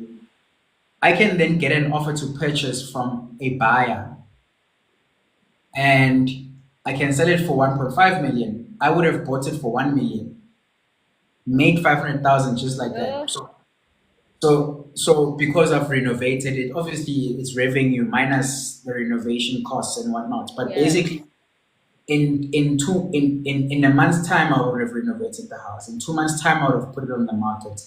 It's more attractive. It's well positioned. I know it's gonna sell. In 5 months' time, I get a buyer. The buyer puts in an offer to purchase. You still submit the same offer to purchase to the same attorney that signed an offer to purchase with the seller, and That you do is a so cool. simultaneous registration. It's called a Yeah. so it's called a back to back. They do a simultaneous registration. On registration, the allocations go towards the right people. So the 500,000 goes to me, the 1 million goes to the seller that I've now fulfilled that suspension condition within the period that I've stipulated on the agreement. So that's a very risky. This is for risk takers. I wouldn't recommend that when you're starting out. Okay. So so it answers your question. Would people go on a? Would people actually get into an installment of sale agreement and then sell it in 5 years' time as an investment strategy? Yes, you can. Okay. You need to identify the property. You need to make sure that you've identified the demand in the area. Also, you're working with the inflation and interest rate. Yeah. You also want to make sure that you've renovated, but will you renovate for the next 3 years? It's longer.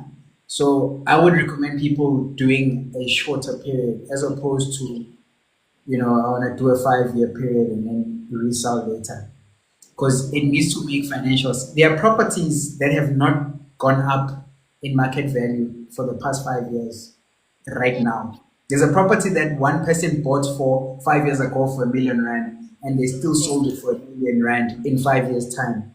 And that's because of the location or Yeah, the yeah, it's okay. I wouldn't say it's not only the location, just the market performance for the area, the market comparable yeah. pricing for it's just standard for.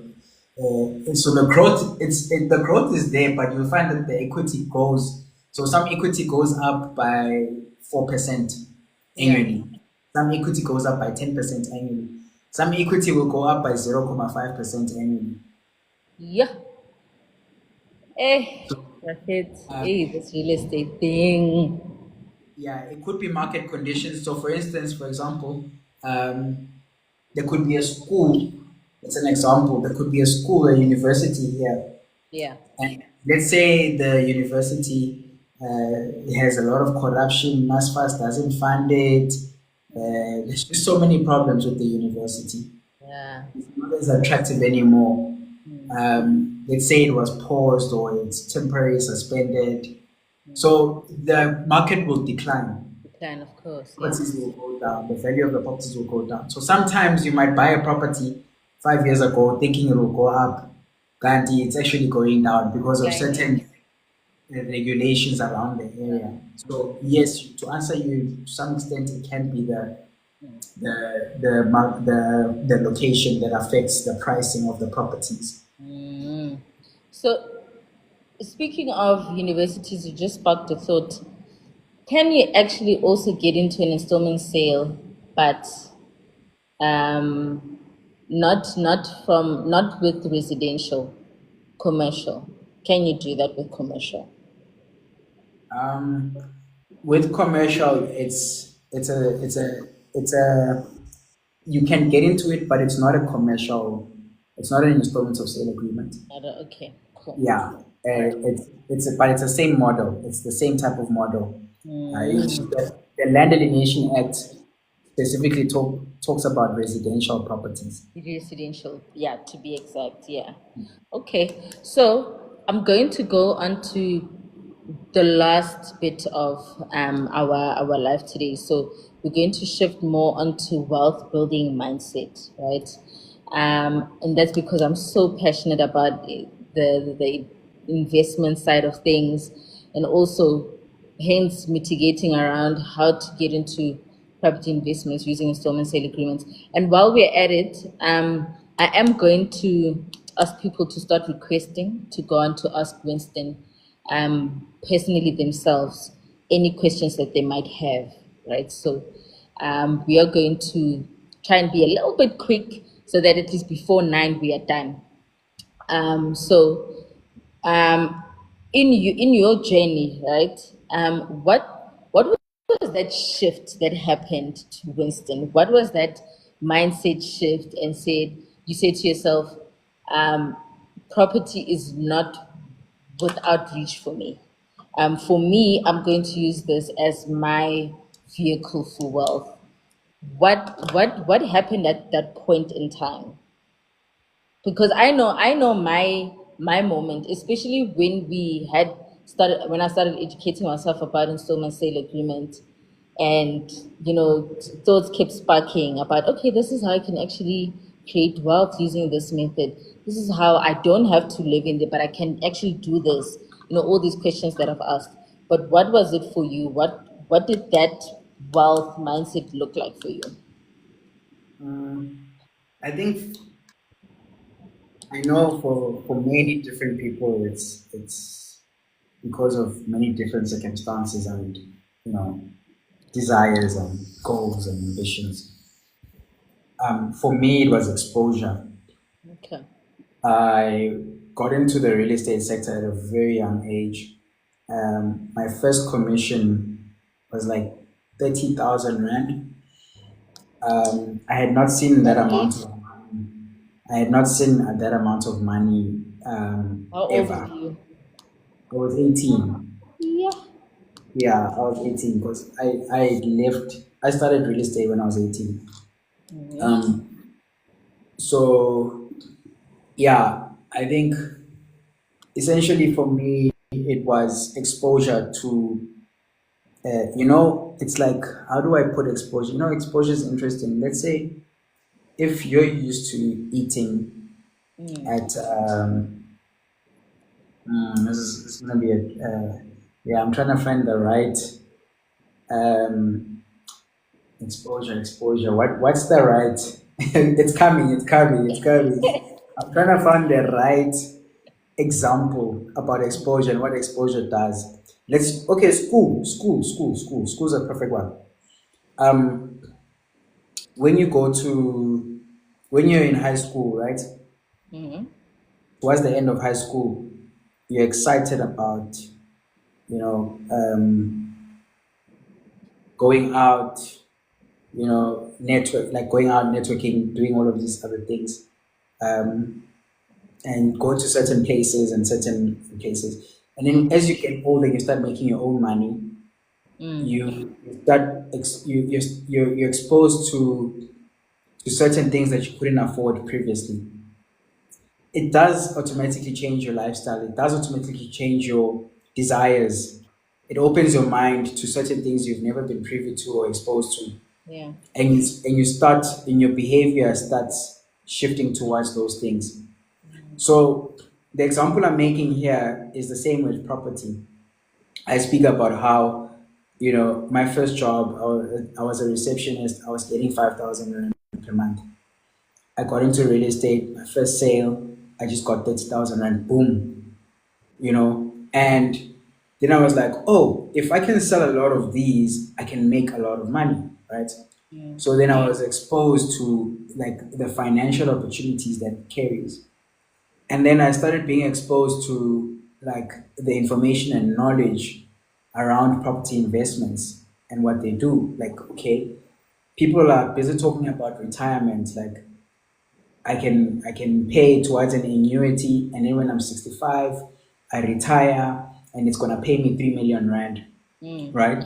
So you get used to those kind of conversations, and then when you get to property, you realize, oh, I can acquire 10 properties, within, let's say, traditionally, let's say normally, on a normal basis, not even dreaming big. I can get 10 properties, have them paid off by the time I'm 65, and they can all be giving me a passive income. Jeez. And that would be my retirement income. Is, let's say each property is giving me 10,000 rand per month. That's 100,000 rand per month.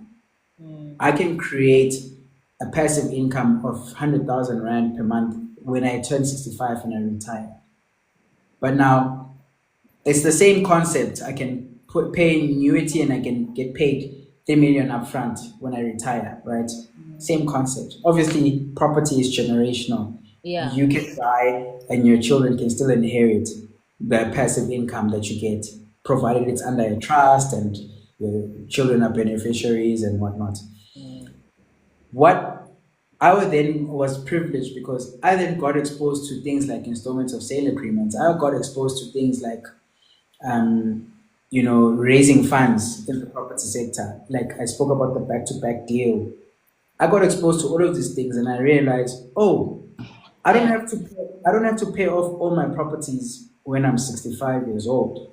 Yeah. I can pay off 10 of my properties before I turn 30. And for me, that opened my mind to another level of ambition, Okay. to another level of purpose. And that's wealth. That's property for you. It exposes you to so much wealth, to so many strategies that can get you there quicker, that can give you that financial freedom quicker. Mm. You know. So yeah, one person that's probably sitting there thinking, I want to get into property. Yeah. I Don't delay yourself. Uh, Start Risk, now. risk You need to start taking. now. Yeah. So the reason why I've shifted more onto the wealth building mindset is because I'm currently reading The Psychology of Money, right? And every time I attach money, it always links back to what I do every day, which is real estate. Constantly trying to build wealth, but also while I'm building wealth, and probably someone here is also wondering how can I create those generational wealth through real estate, but also I want to make sure I retain the wealth. I don't blow it on the finer things in life because that's what we think generational wealth is, being able to buy a Maserati and for your grandchildren and great grandchildren. Know what I mean? So hence I'm shifting more to the wealth building mindset part. And my follow up question with from the first previous question is, what practical mindset shifts would you recommend that a younging in this day and time adopt before they can actually succeed in the real estate industry, be it if they acquire installment sale agreement, properties, or through traditional banking? Once they get to that part where they say, okay, I am successful. Remember, success is a different, it has a different definition for different people. But once that person says, okay, I'm successful, what mindset, what wealth building mindset or practical mindset shift would you suggest that this younging adopt? Mm, sure. It's behavioral. My phone is about to die. Okay. Success is behavioral, right? So mindset is so important because mindset. Uh, I think the average person that's thinking about property and how I can build wealth and whatnot, they need to consider goal setting as the first priority. There Yeah. needs to be something that keeps you awake at night. Yeah. So mindset is progressive. Yeah. I mean, and when I talk about goal setting, it needs to be generational as well. Look at the Chinese when they built the Great Wall of China. Yeah. Like it took 200 years to build that wall. Mm. There are a number of people in the beginning that died without even seeing a quarter of that wall. Well said. But they had a vision. So goal setting must be connected to your vision, and you need to be a big dreamer. I think God grants all of us big visions. We need to tap into those visions, Yeah. and I think if we start there, then we just sharpen the mindset because then we are now progressive driven versus instant gratification driven. You know, the challenges are inevitable, circumstances are inevitable, Yeah. the economy is inevitable. The plan you had yesterday will change tomorrow because of circumstances. Mm. So you do need something to hold on to long term because through the challenges mentally, you will still be resilient. You will still have the dream and the goal in mind, Mm. Mm. and um, that's real estate. It's a mindset game. Even the numbers don't lie.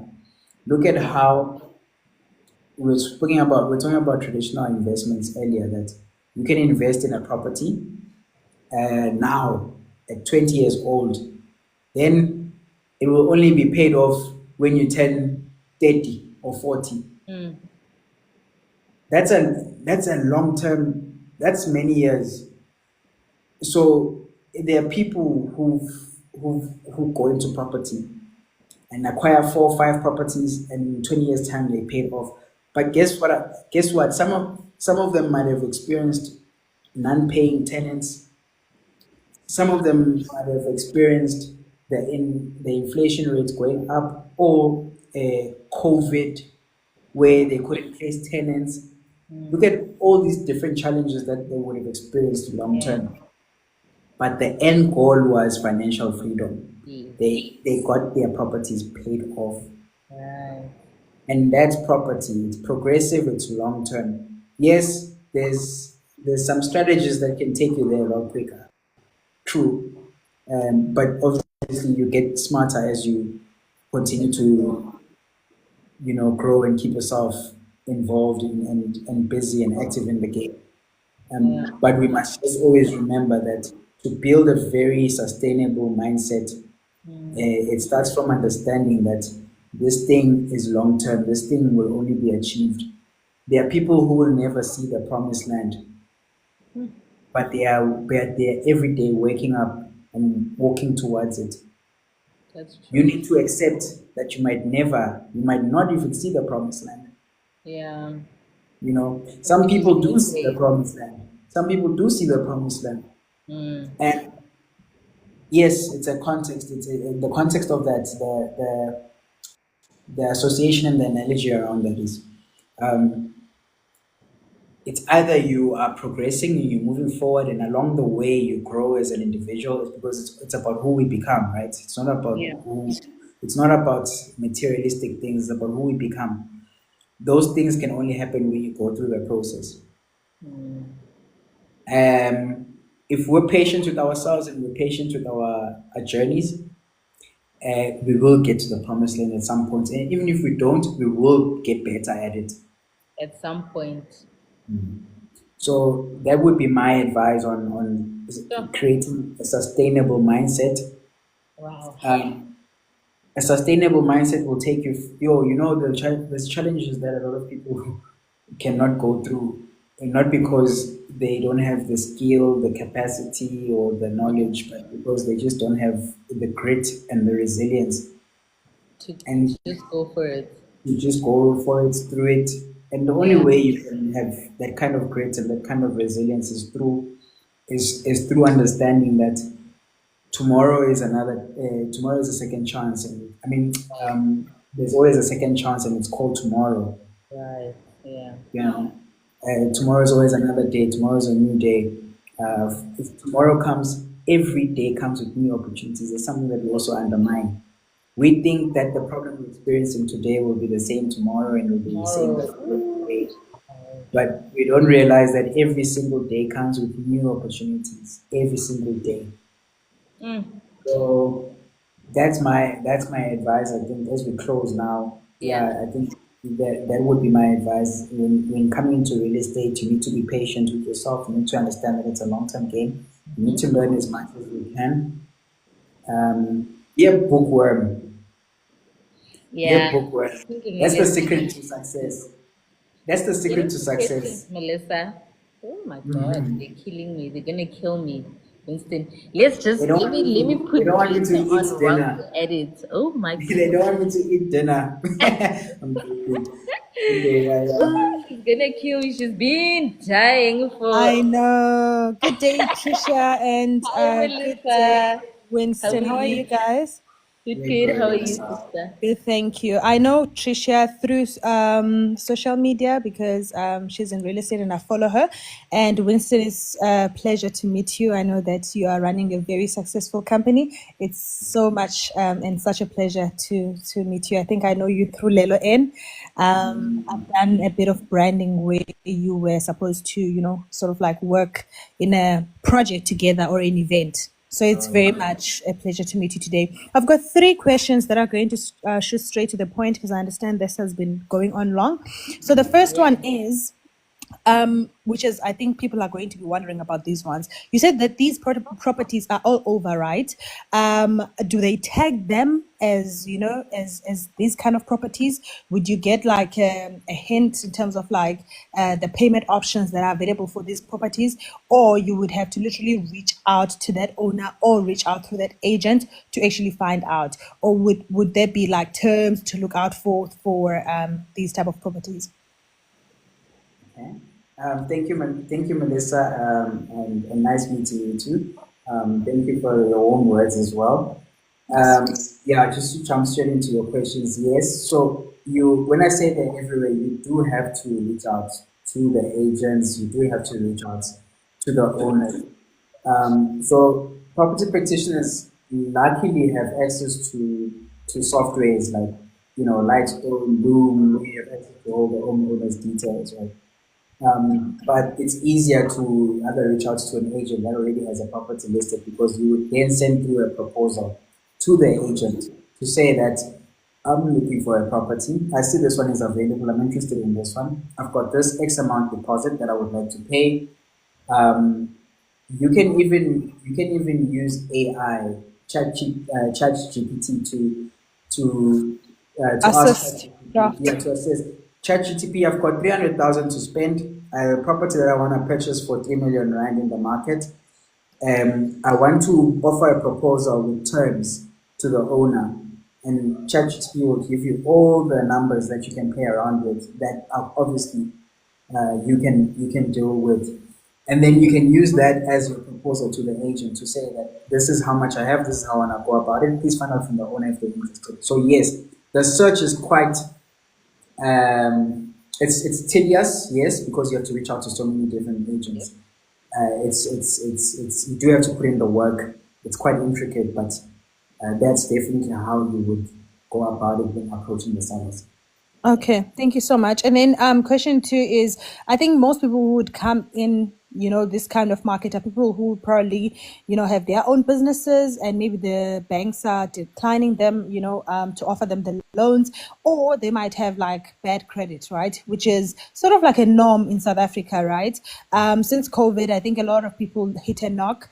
And, I'm not even excluding myself in that, where, your credit score is not as perfect as what the banks expect. So with the owners, obviously, when you're drafting that proposal, would you then need to disclose such, and do they look at that? And again, right, just as the banks do, they do sort of like their screening. But when it comes to credit score particularly, is this something that would literally hinder you from obtaining that property? Not even. Okay, so yes, the owners will. Most of the owners are also they're sort of misinformed, right? Um, with my experience and what I've seen is most owners get into it without asking for your credit and your affordability and your bank statements. Obviously, we would know that because we've requested for those. We prefer requesting for bank statements because it's also a big reputational damage for us to introduce people that can't afford to pay the property to the owners, right? So it is important for vetting in terms of, especially us running a business, yes, for reputational risk management and all of that. But to answer your question specifically based on what you're asking, is it really a requirement? No, it's not. Okay. You do not have to disclose how much you're making. You do not have to disclose whether your credit is bad or not. And you can still get into it successfully. All right.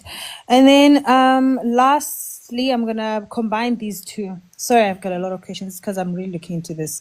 You kind of like made a mistake earlier. You said these distressed sellers, and then you kind of like withdrew that, and it made me wonder: are these like distressed sellers? Are they desperate for those sales? And what conditions are these properties in? Would someone get like a brand new property, maybe in which they would be like the second occupier of that property? Do you get like really good properties? I mean, people still want quality because you're still going to be, paying for it for like 5 years. And again, you're already putting, a deposit, a huge amount or sum of deposit up front. So usually what are the conditions of these houses, and if it's obviously a range and different types of houses, are there any brand new ones that people would actually get? Are there sellers who actually sell brand new houses? Yeah. So what I didn't mention earlier, which I think I should have mentioned, while the live was still busy, I think there was like over 100 people, is you can get into an installment of sale agreement with a developer. I've gotten into an agreement with a developer building off plan, and you're talking about brand new properties. We probably spent 2 months with this developer going back and forth with the numbers, and eventually they agreed, got into an installment of sale agreement with them. Okay. So that's why earlier you're right. I said distressed sellers, and I was like, no, no, no, no. It's actually not just distressed sellers. There is that idea that only distressed sellers would say yes to such a thing because they're probably desperate, or they need the money, or they can't afford the property anymore. But it can even be a normal traditional seller. And that's why I also made the example of someone who, where if you were to go on P24 now and look for a property, a nice looking property with good conditions,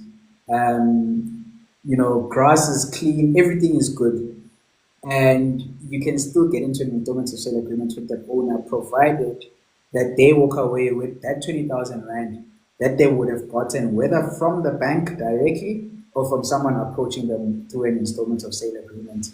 Yeah. Yeah. Okay. Thank you so much. Where to from here, right? Let's say I'm happy with this live. You guys literally have provided us, with valuable information. We know that Tricia Lime is, the leading agent at Libertia. Is it Libertia, guys? Libertalia. Yeah, yeah. Yes. So do we literally, reach out to her, or do you go through your website and sort of like reach out with this now proposal to say, hey, I'm interested in this and I'd like to actually take a step? Trisha, I think that's for you, or It is it was for me? directed to you, but you can send me an email or WhatsApp me. You know you're a call and text away, Melissa. Yeah. So let's chat on WhatsApp or via email. I'm actually much more quicker via email, to be Oh, honest with you. So email me. I'll all send you right. my email address. All right. Thank you so much, guys. Very nice meeting you again, guys. And Thank yeah, you. such valuable information that you're giving out here. Nkosini, Papa Yini. Siyabulela, sis. Siyabulela. Thank you so much. If no one has any questions this far, thank you so much for joining in. Actually, before we close off, any nuggets of wisdom, if that exists? Yes, from Winston. What would be that one sentence for closing? Sure. Nuggets. Just short and sweet. I would say, um, let's continue empowering each other, and I think we need to stop looking at empowerment as we should not look at it as a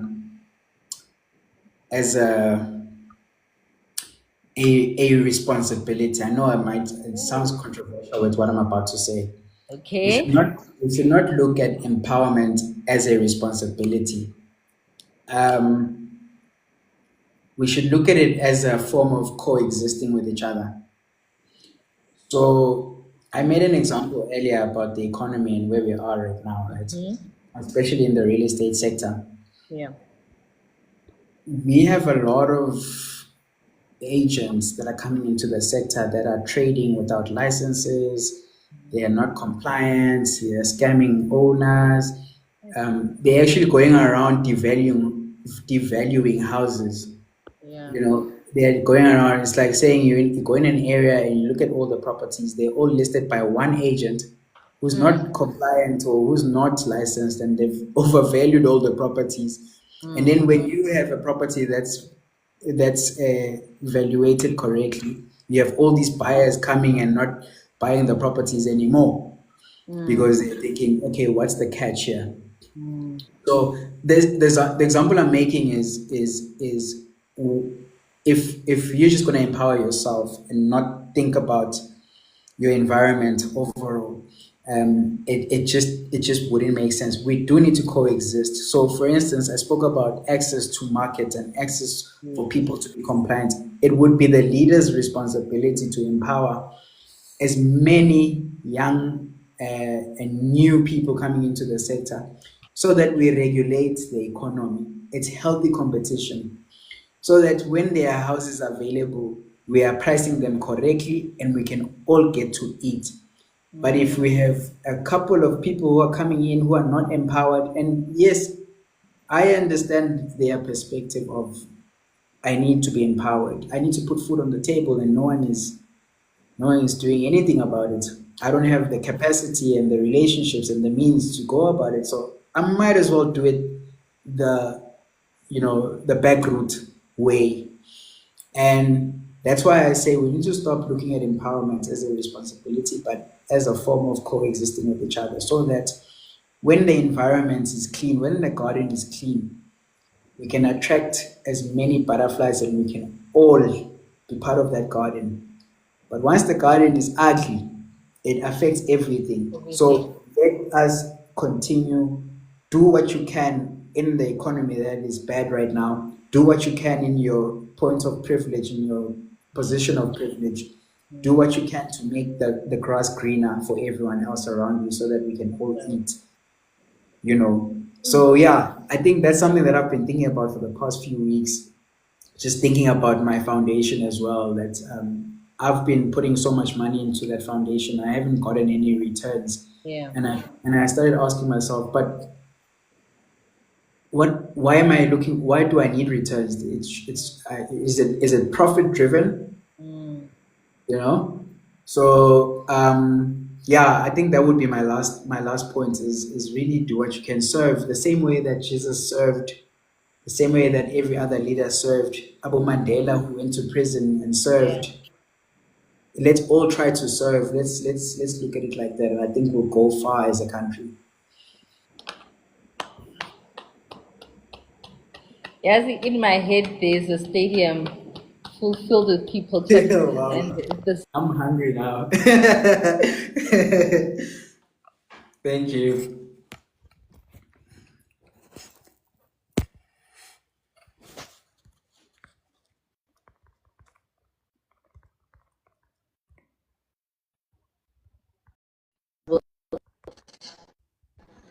Winston, more than the name. Mhlonishwa, thank you so much for taking to just shower us with wisdom, and you literally did a mini consultation. People don't know are so expensive.